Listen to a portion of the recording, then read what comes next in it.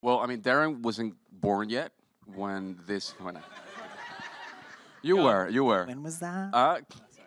Yeah, I mean, you were born what in 90? Late 80s. Late 80s. So yeah, you were around, but not enough.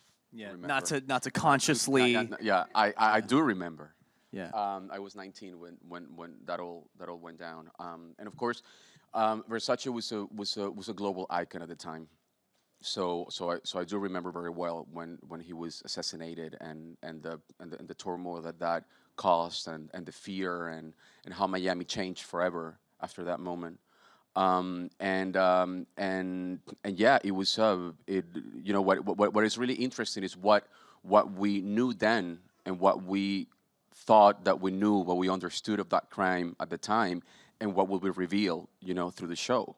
I mean, I think there will be a lot of redemption and also a lot of facts that will be righted through the show. Go ahead, Darren. I was going to say, did you wear a lot of Versace at 19? Were you into that? Was that your Clearly, I could afford it. Yeah, I mean, it's like everything was Versace. I was 19, man. Yeah, no, nothing. No, I still don't. Yeah, I still don't. And I don't know. And after the show, I don't know if I will ever. So who knows? Yeah. Talk about Andrew Cunanan and what you learned about him, what you could have learned about him. It's a really phenomenal performance. Thanks, what you're man. doing. I mean, I actually, Edgar had a tougher mountain to climb, considering that this was a real person that he had access to a lot of the people that were very close to him, and he had a huge, magnanimous profile between a lot of famous people that you could sort of derive from videos and stuff like that of interviews and stuff, really kind of getting to Gianni, whereas that was the complete opposite for me with Andrew, which almost is sort of freeing, because now I'm almost exonerated from an imitation, or not saying it was an imitation, but I don't have to worry about trying to, he's not somebody that people are familiar with, right? So it gives me more room to fill in a lot of blanks on my own. But that said, I would say you're very much doing an imitation here, in the sense that he's constantly doing an imitation of exactly, a person. and which brings me to my point, which is,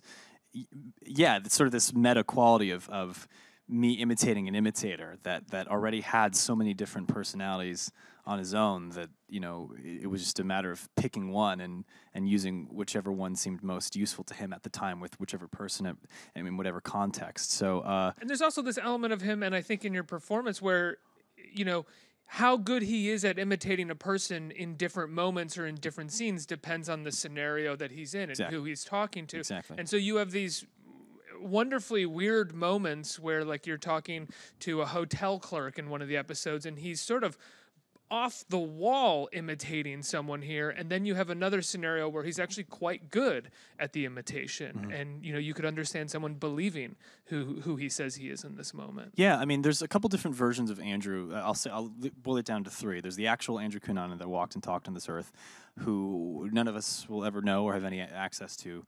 The second one is the Andrew that I can kind of glean from Maureen Orth's book, which is the book that this entire series is based off of, which is a huge tome of accounts of people that knew him at all parts of his life.